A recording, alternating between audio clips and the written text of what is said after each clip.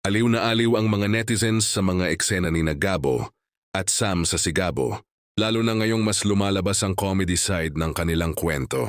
Bukod sa aksyon at drama, tila may bagong flavor ang tambalan ng mga karakter nina, Coco Martin at Julia Montes na nagbibigay ng kilig at tawanan sa mga manonood. Isa mo sa mga eksenang pinag-usapan ay nang ipaliwanag ni Gabo kay Sam na hindi pa umano sila pinagpapala na magkaroon ng anak.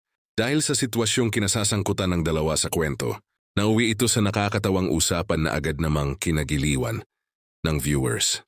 Mas lalo pang naging nakakatawa ang eksena ng sabihin ni Gabo na kung wala pa silang anak, pwede naman daw silang gumawa ng isa.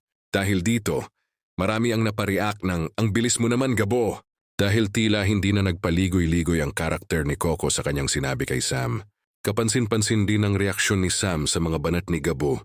Dahilan para mas maging entertaining ang kanilang mga eksena.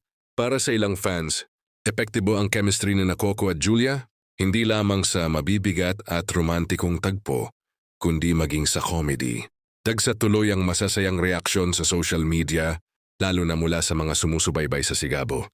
Say ng ilang netizens, refreshing umano na makita ang ganitong side ng kwento dahil pagkatapos ng matitinding aksyon at problema ng mga karakter. Mayroon namang mga eksenang nagpapagaan ng atmosphere.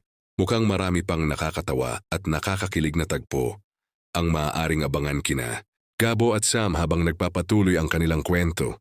And kung pagbabasehan ng reaksyon ng viewers, patok sa kanila ang kombinasyon ng aksyon, romansa at comedy, lalo na kapag sina Gabo at Sam na ang magkasama sa eksena.